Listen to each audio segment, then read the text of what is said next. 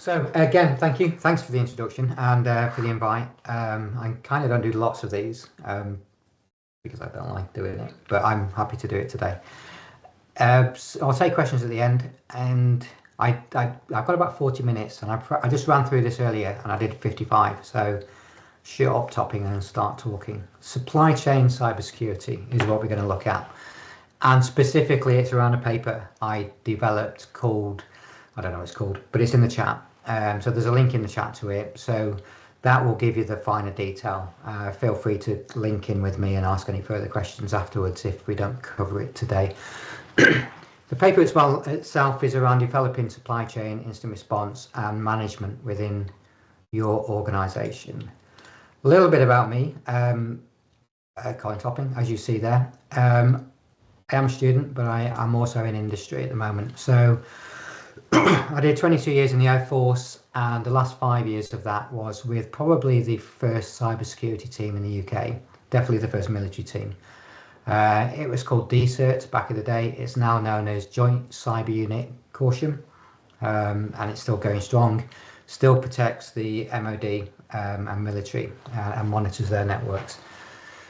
After that, after 22 years in the Air Force, with that knowledge of 5 years as part of JCU Cyprus as the first SOC, I then continued working at Caution for the next 11 years as part of the Atlas Consortium, which was a consortium of companies to deliver the IT to the MOD and military, both at all security levels. I initially was working at Airbus because the Security Operations Centre provided by Airbus at Caution, co-located with the military, was there. And I did that in a few different roles for about 7 years. And then the next promotion up within the consortium to head of security operations was owned by HP. So I moved over to HP, kept within the consortium, and was the head of security operations for another 4 years. That then formed DXC, but hey ho. I then left Caution and went about 30 miles up the road to Bristol to become the cyber incident director at Rolls-Royce, not the posh cars, the aerospace and defense company that the Russians and Chinese don't like. So that was good. We had lots of fun winning cyber incidents against threat actors like that. And then I made the audacious move about 6-7 months ago, or took a decision about a year ago. We moved 6 months ago, 7 months ago to the Highlands of Scotland. And with that, I had to leave my role at Rolls-Royce. It was an easy call, to be fair. Family over work, family will win. So I left Rolls-Royce, moved from the southwest of England to the Highlands, near Inverness, and set up my own gig, Ginger Cat Cybersecurity, which is what I am doing now. As well as that, I'm also doing, let's talk NCSC. I'm part of the NCSC, National Cybersecurity Centre, in the Industry 100 programme, which is when industry seconds people into the NCSC. So I started doing that when I was at Rolls-Royce, and I can continue doing it now because I'm established as part of a one-man band consultancy.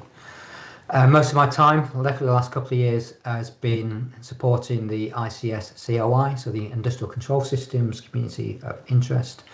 I've been on the steering board for that for about the last 4 years, and I was the industry lead for 2 years. I volunteered to step down from that role in January because I didn't think it was quite right, having someone that isn't actually anymore directly in industry being the industry lead. So that's been taken over by someone else now that is.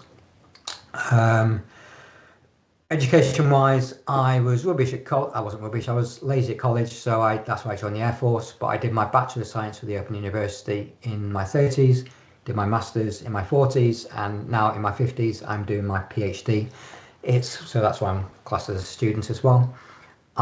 It's fully funded by the NCSC and GCHQ, and the subject they wanted covering is how do you protect critical national infrastructure from supply chain and third-party compromise.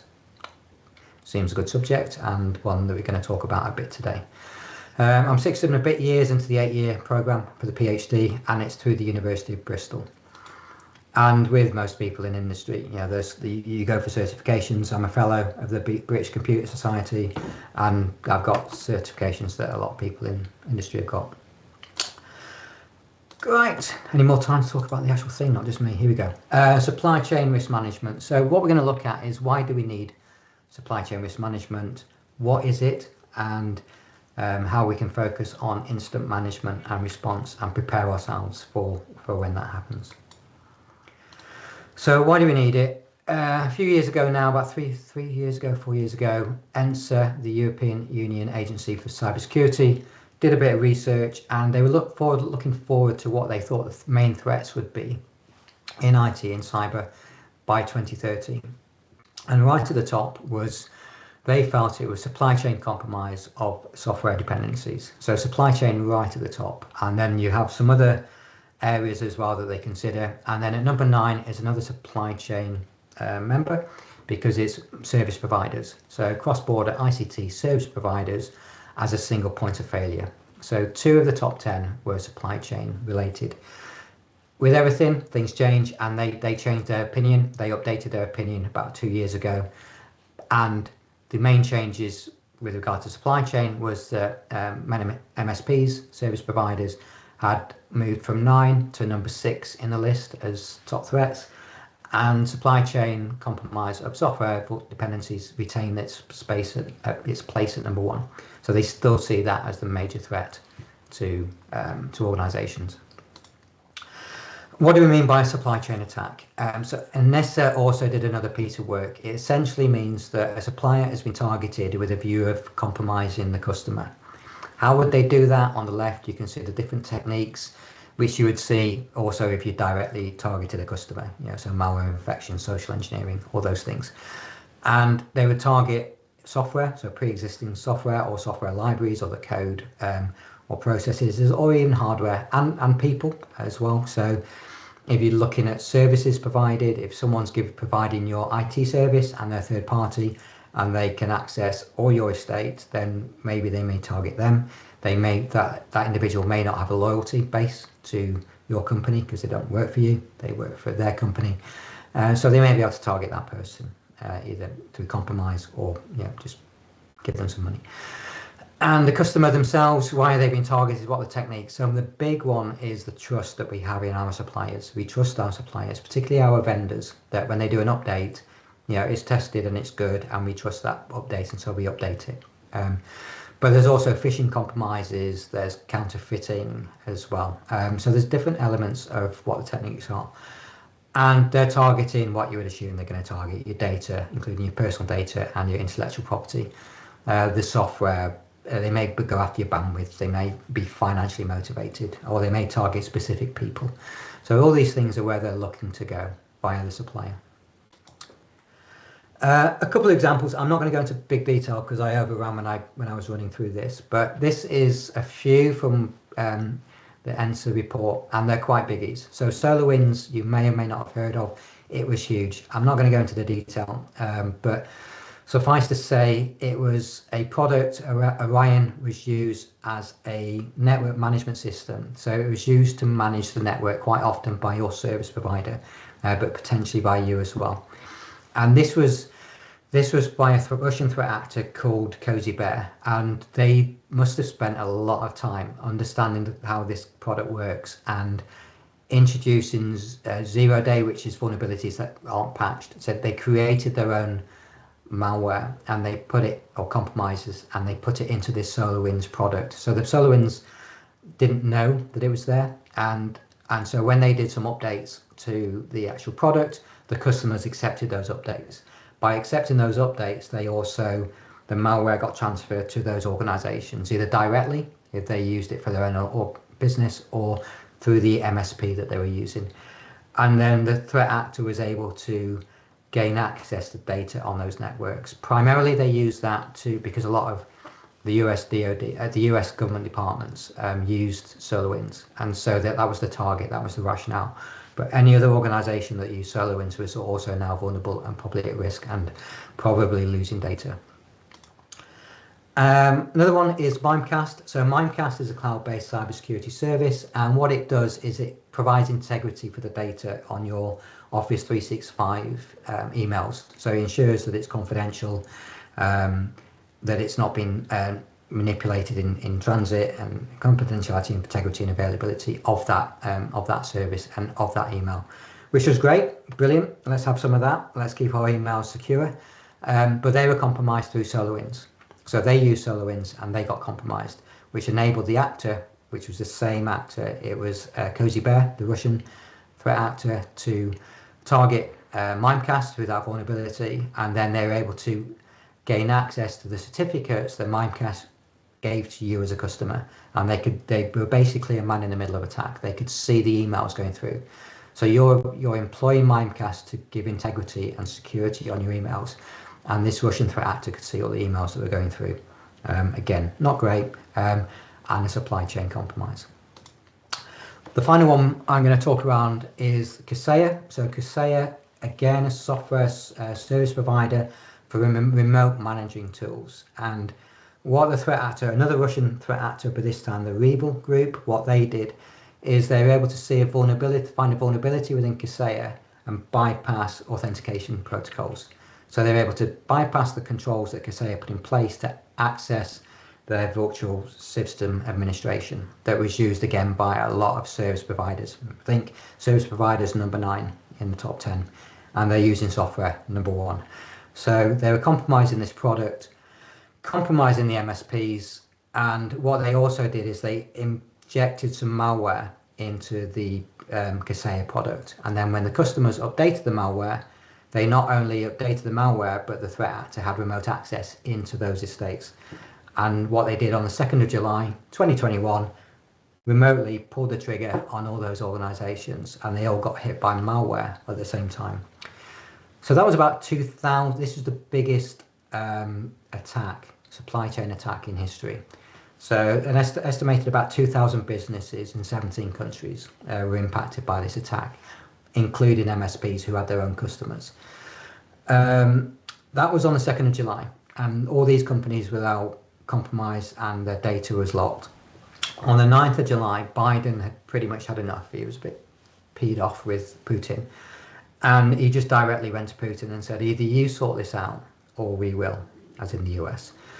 That was on the 9th of July, and on the 13th of July, suddenly all the Revil websites went dark, and their infrastructure vanished from the internet.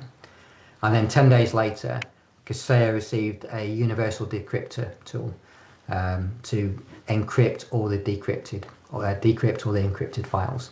So Putin had kind of bowed down to Biden at the time, and China and Russia have this relationship with the threat actors, whereby they turn a blind eye to them. They could do what they want because they're just messing about with the West, but they will also use them for their own ends. So they'll bring them in to support government initiatives as well. Two different ways of working, China and Russia, but similarly what they do. So by the 23rd of July, all these threat actors that had been working with impunity in Russia had been pretty much told to cease and desist because they, SolarWinds, Mimecast, Kaseya, too much. So 23rd of July 2021, it all stopped for a bit, for about 6 months, till the 27th of February 2022, which is the day that Russia invaded Ukraine. And then we're in a whole new world. So it's all happening again. And again, they work with impunity, both in the Chinese and on the Russian side, to do what they want, essentially.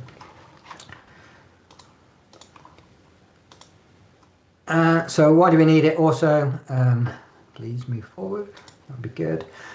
So when I was at Rolls-Royce as the cyber incident director, we didn't really have an idea on third-party relationships and compromises. So I started gathering data in 2021, and most of the third-party cyber-related incidents related to the supplier. Let me just pick up my little thing. Was the supplier here. But we need to think third-party as well. So some of our customers were also compromised, and then we need to also think, what is the impact of our customer being compromised? With Rolls-Royce spent about 1.4 billion a year on research and development. So we were doing a lot of work with joint ventures, and there's a lot of intellectual property that was going to and fro with these joint ventures. So if they're compromised, then we also need to see what the impact is there, and then other where we couldn't quite determine, particularly early days, what they were, and then how were they being compromised. So this doesn't mean we lost data; it just means that that was the risk. So a lot at the early days was data loss, potentially data lost. There was also business impact. By this I mean that service provider provides a critical service that if they go down to a ransomware attack, then we could be compromised. Or if they provide a key component that we need to build an engine and that component isn't available for 3 to 6 months, then there's a business impact there. There's business email compromise, so there's fraud where they're trying to defraud us into giving us or the third party into giving changing the bank details, and then there's phishing as well. Business email, so a business having their account compromised, and then that account replying to an email from a Rolls-Royce person. That person thinks it's genuine, maybe clicks on a link, maybe does some follow-up actions. Personal identifiable information, really important, particularly with GDPR. Not knowing, we didn't know. And then if these are the totals of all them for 2023, 2021, 22 and 23. We didn't really have a take on the ransomware bit early days because I hadn't set that up. But by 2022, we had a bit more of a steer about what was ransomware related. So of the 23 incidents, the third-party incidents we had, 9 of them probably were ransomware related. Of the 31 in 23, 7 were. So yeah, decent number. I mentioned customers. So Airbus is a customer of Rolls-Royce. So I did a look for about 6 weeks, 2 months in 2023 when I was building this up. And I thought, what's been going on recently? So I knew about this one. So Airbus investigates data leak allegedly involving thousands of suppliers. So in September 23, they had been compromised. And the reason they'd been compromised was because one of their customers, Turkish Airlines, an employee had uploaded a dodgy version of Microsoft.net. It was a pirated edition, and it allowed a threat actor to get on this guy's network laptop. And then that laptop was connected to Rolls-Royce as a customer, and so they were able to pivot over to Rolls-Royce, and they were able to pivot and get a lot of data about suppliers into Rolls-Royce. So my question to Airbus was, has our data been compromised, and if so, how? It hadn't, but a lot of others had.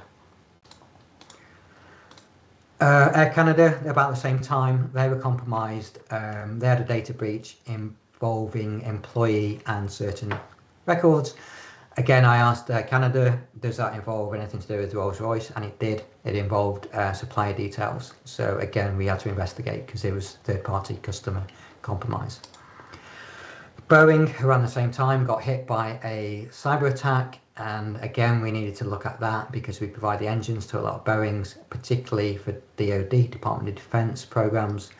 So highly sensitive if that had been compromised, and some of those, again, we share intellectual property, and so we had to look at that. As it was a third party, it was a subsidiary of Boeing that dealt with their logistics, I think. But initially we didn't know, so we had to check. And 12 months earlier, they had also been hit again by a cyber attack with a subsidiary of Jepson's, so that took down their navigation charts for a few weeks. So we're thinking customers now, and we're thinking subsidiaries of customers as well. They're being hit and hitting them, so their suppliers are being hit. So it's a big and vicious circle. And then I mentioned about counterfeit goods as well. So again, about the same time, October 2023, TUI, a lot of their significant number of their aircraft was grounded due to it being found that there was counterfeit parts in their engines, and it wasn't Rolls-Royce engines, thankfully.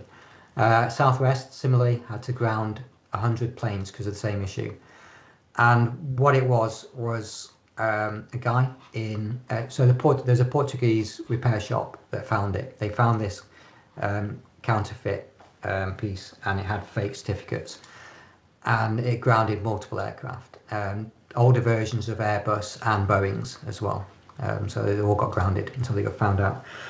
And it was a guy working out of the south coast of England, and he had an office in London, Victoria, a place called Nova North, which is quite ironic because the building at the opposite side, Nova South, is where NCSC live.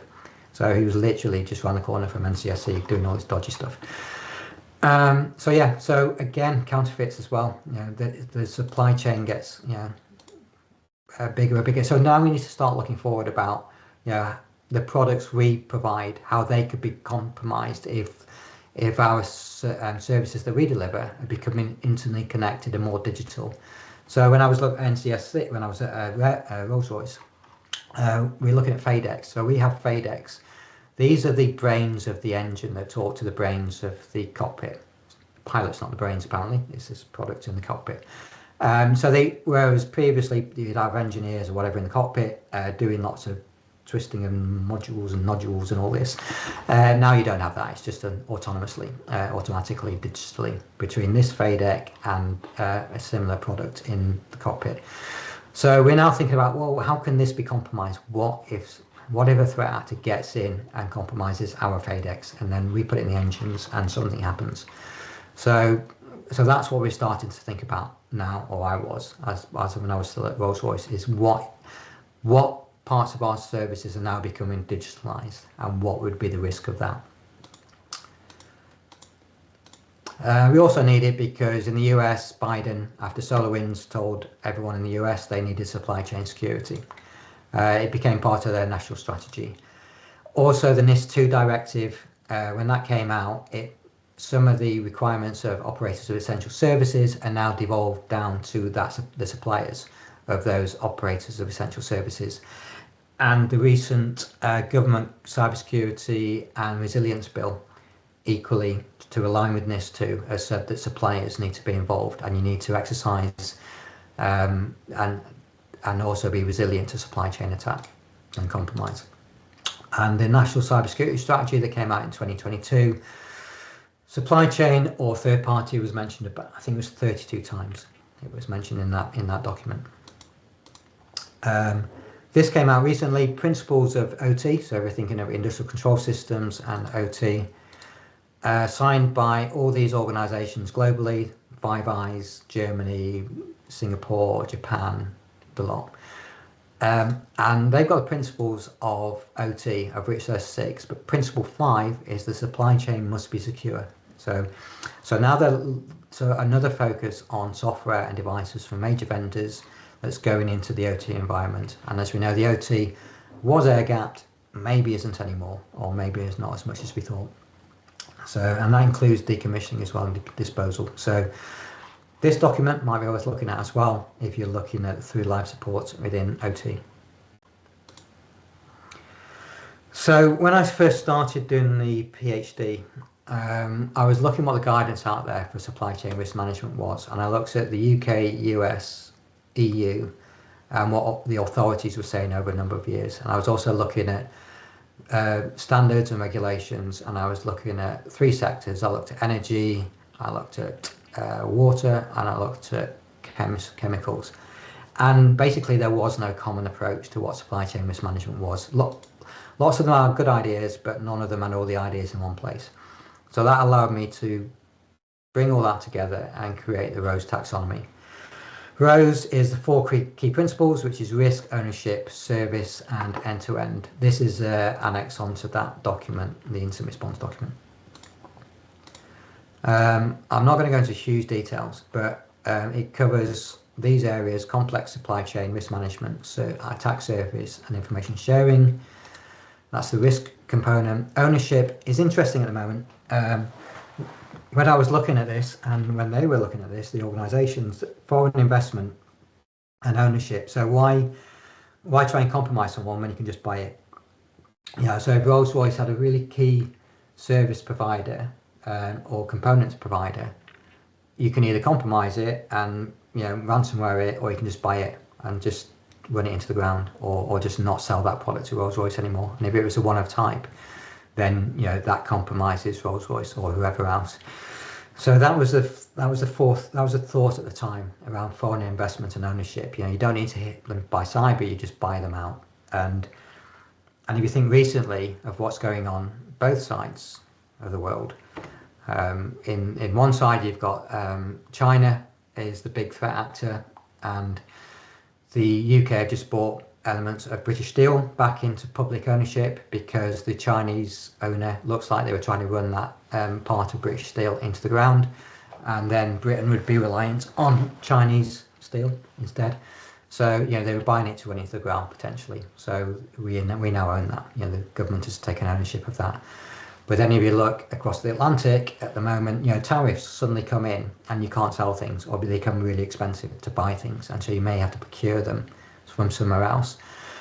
Or vulnerability management, and we're going to touch upon vulnerability management. The key rock and the bedstone of vulnerability management is due to what's called CVEs, which is a catalogue of all vulnerabilities, and that's owned by a non-for-profit in the US called MITRE.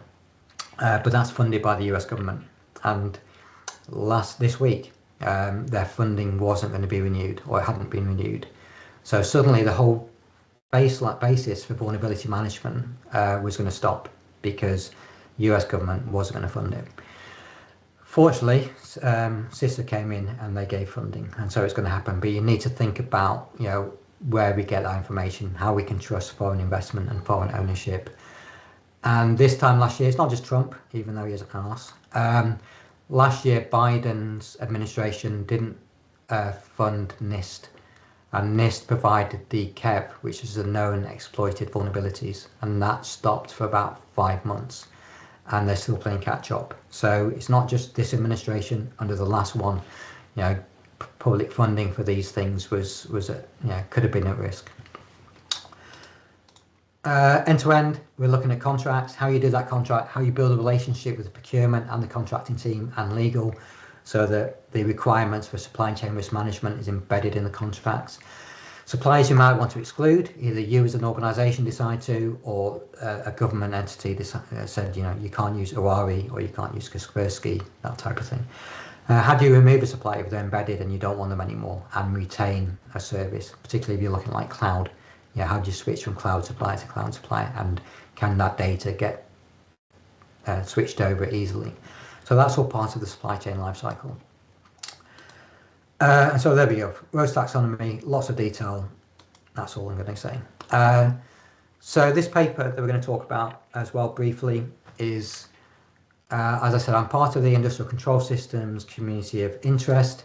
So that's a group of, it says 400, I know that's not very good.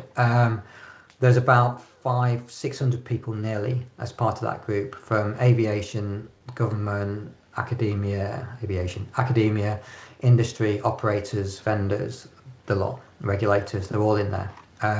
If you want to join, I'm sure Kevin will put a link in the chat to the RITICS ICS COI website. Feel free to join. So as part of my thesis, I was going to do this incident response guidance, and then as part of the supply chain expert group of the ICS COI, they wanted me to do it as well. So I ended up doing this guidance for them as opposed to for my thesis, which was actually quite a good thing, because if I'd have done it for a thesis, 2 academics would have reviewed it, and they might not have been from incident response, and they might not have been from supply chain, and so they probably just look at the methodology and see if it was fit for purpose from an academic perspective. Because we went through this ICS COI, I was able to put it to LinkedIn and say who would like to have a look at this and peer review it. And ultimately I had 26 people peer review it, and not just say, yeah, cool, that's great, but have a good look at it. It says 3,900 reads there. It's currently about 4,000, nearly 4,200 of reads in the 2 years or so that it's been up there. So it has been well received as a resource. Why do we need this paper? So there's a lot now. There's an increasing amount of focus on supply chain risk management. The NCSC do a really good job on it. They put some good guidance out there a couple of years ago. NIST and other regulatories and standards are now covering supply chain, and what you need to do is in the CAF. There's loads. It's in this too, as I said before. So lots of people are looking at supply chain, but they're touching on, oh, you might need to consider incident response without actually giving you the guidance. Similarly, if you look at incident response, there's guidance from ISO, there's guidance from the NCSC, there's guidance from CISA, and quite often they say you need to consider third parties, but they don't give any guidance on how to consider it. So this is where this comes in. If I can hit this. Right. So you need to consider your sector as well. You know, what is the particular risk to your sector that you're working in, you know, as a wider thing. So when I was looking at Airbus, you know, I looked at this threat report. They said technology accounts for 21% of attacks, manufacturing 14%. We were a technological manufacturing company, so yeah, we can hit a couple of those. Mandiant, when they created this the annual M-Trends report in 2022, they said that 17% of the intrusions that they dealt with originated from the supply chain. And you might not think 17% is huge, but when they did it the previous year, it was 1%. So they've gone from 1% to 17% of all intrusions in the space of a year. Dragos, when they looked at their cybersecurity review for ICS OT, the manufacturing sector equated to 72% of all ransomware related incidents. Now you have to put that into context. It's Dragos. They're not going to deal in the finance sector. They are going to deal in the manufacturing sector. So, yeah, you need to understand where that might be coming from as well. And I think this was interesting. This is vulnerabilities. You know, I mentioned before about losing maybe the catalogue of how we define vulnerabilities. So in 2021, so this was a 2022 year report, almost 22,000 new vulnerabilities were recorded, and those are just the ones we know about globally.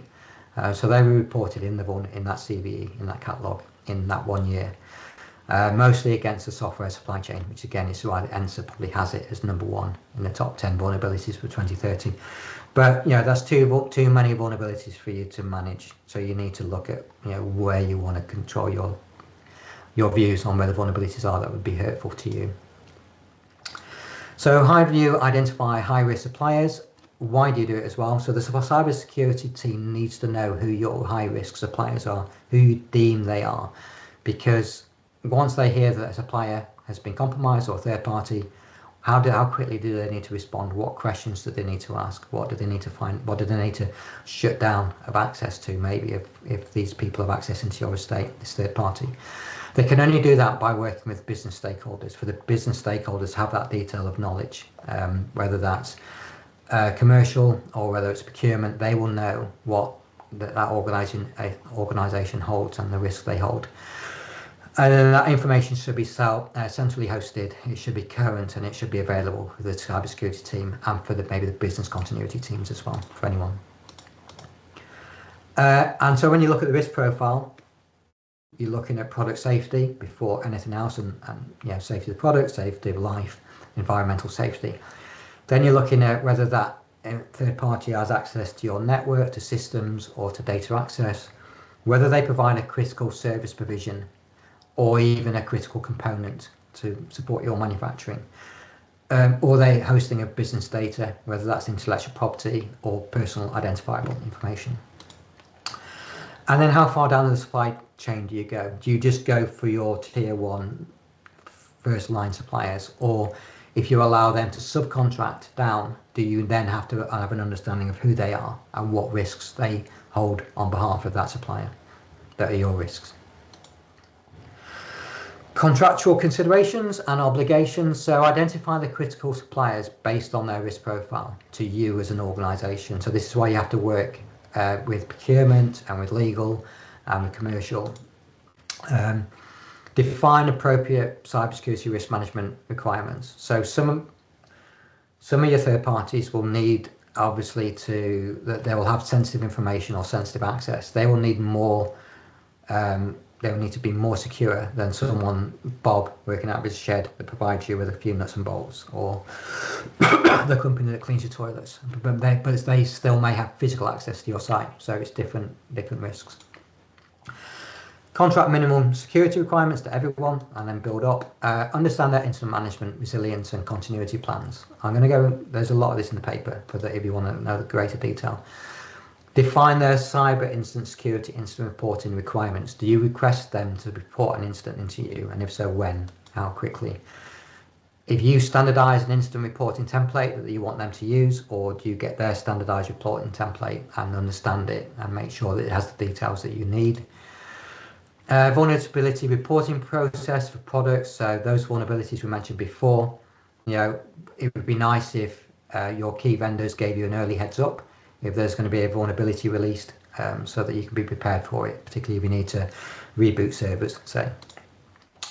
Software bill of materials for software products, very difficult to do. Lots of information on it that I won't go into detail now. And the right to audit. And make results of third-party audits available. You're not going to be able to go to Google or Microsoft and say we want to audit you, unless you may be the US government. But you may be able to go to your smaller providers, suppliers that are critical, and audit them. And then your service providers, how do you define the service level agreements and agreed set of security metrics that they support you with, whether that's patch management, version updates, that type of thing. Sharing is caring, big part of it, I think, particularly if you're a large organization. But one is the awareness and build the cyber culture within your business, particularly the key business stakeholders, so that, because there's a lot of hard work that goes into finding out the risk of the profile of your suppliers, maybe changing contracts and all that type of thing. So you need big buy-in from the top, but from other stakeholders as well. And then for your support of your less mature suppliers. So, we've had instances that we supported a third party that had 650 staff.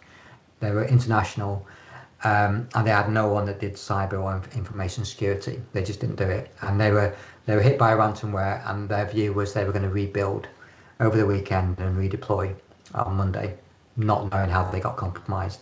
So they got compromised straight away again. So we had to go out there and help them. But and that's a relatively big sized organization. So you can't expect organizations to have big supply chains, particularly against the size of someone like Rolls-Royce. So how you can share best practice and guidelines, or at least signpost them to where to go? Can you share some cyber threat intelligence that's open source? Can you invite them to join an ISAC or similar if you're in part of critical national infrastructure and they're a critical supplier? Maybe they can have access to that group as well. Encourage your suppliers to sign up for the NCSC Active Cyber Defence Programme. Absolutely. At Rolls-Royce, we did have a multi-million-pound budget for cybersecurity, but we still signed up to the NCSC Active Cyber Defence, and we still benefited directly from it on a couple of occasions. And contract or offer joint cyber-related exercises. If you can work together, then it always helps.